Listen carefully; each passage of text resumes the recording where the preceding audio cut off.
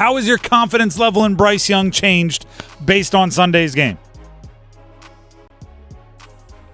It was not a good game, by the way. No, far from it.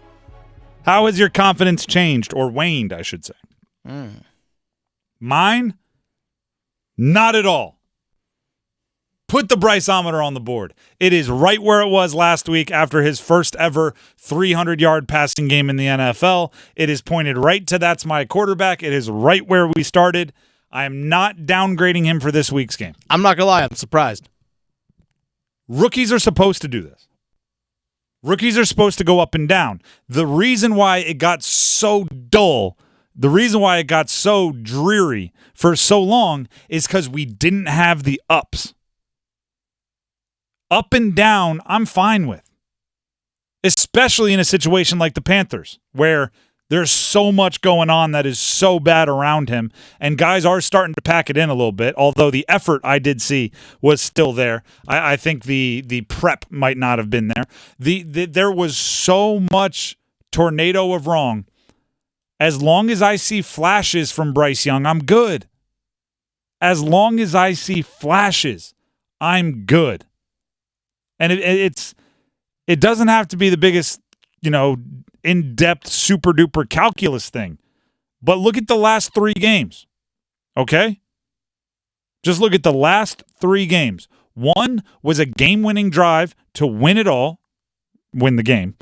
Maybe not at all. Got a little aggressive there. It was a game-winning drive to beat Atlanta, and the next week it was a 312-yard passing performance of hyper-efficient football. If you give me 2 goods and a bad, I will take that every single section for the Carolina Panthers and Bryce Young.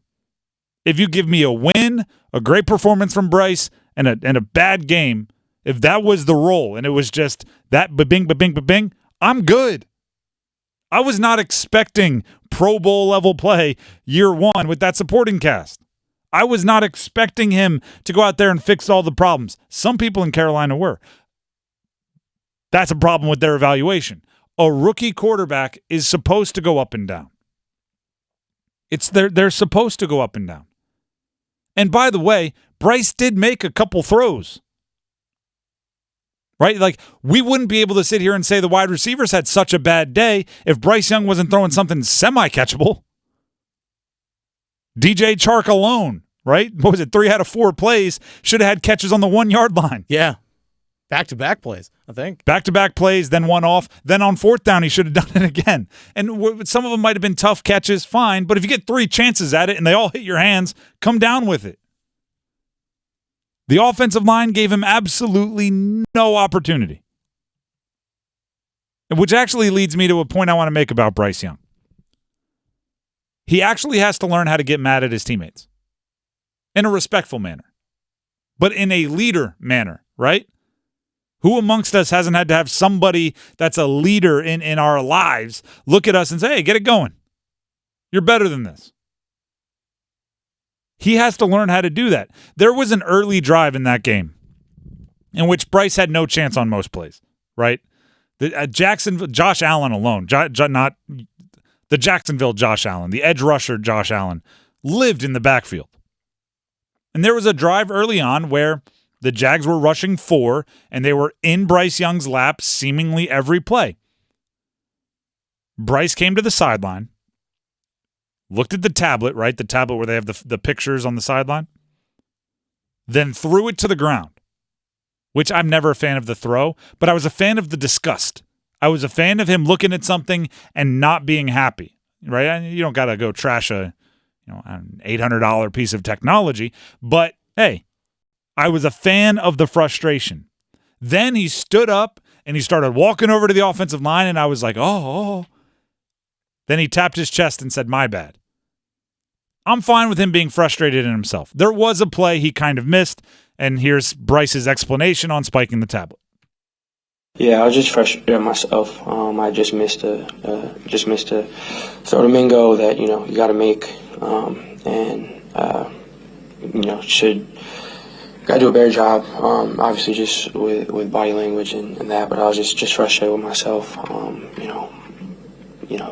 opportunities like that, you can't leave stuff on the field like that. Just for us as a team. So I was frustrated about that, and watching it back, there's frustrated. I was just mad at myself for that. And he did miss a guy, right? He did. You can go back, you can watch the All-22, you can dive into it. He did. But that drive alone and the game as a whole was not on him over the offensive line, was not on him. Like the tapping the chest, the my bad is almost letting them off the hook. I want him to hold his teammates accountable.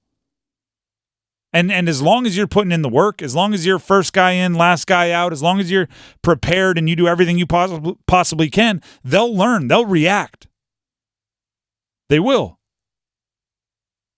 I want him to hold teammates accountable.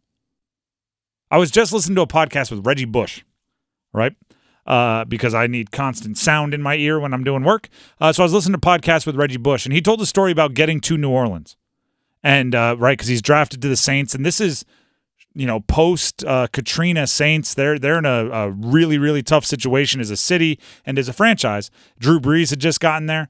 And Reggie was doing the whole, I'm going to be the first one in. I'm going to be the last one out. I'm going to be the first one on the practice field. I'm going to be the last person to leave the practice field, go into the locker room. And he said he couldn't beat Drew Brees. Couldn't do it, right? He'd show up, he's like, I'm 21, 22 years old, right? I'm like, I got no responsibilities. I'll show up 4 o'clock. He said, I show up. Drew Brees must have heard me telling somebody I was going to be there at 4. He got there at 3:45. And became a little competition where he would just walk into the whatever film bay Drew Brees was watching. He would just shake his head and be like, man. But what it gave him, and this is what the story was eventually Drew Brees looked at him and was like, all right, cool. You're like number 2 on the offense right now. You can be a leader. You can go get on guys because you're putting in the work more than them. You're here earlier. You're working harder. You're watching more film. If Bryce is doing that, which he should be, and everything I hear says he is, when things are going bad, don't be afraid to get angry at people other than yourself. You can get mad at yourself, but in addition to, being the accountability person for that offense. It's actually what I think the Chiefs are missing this year. Chiefs are underperforming this year. They're missing Eric Bieniemy. I don't think Eric Bieniemy is oh gosh, he was the play calling guru. I still think that's Andy Reid. I don't think, he's the secret sauce. I still think that's Patrick Mahomes.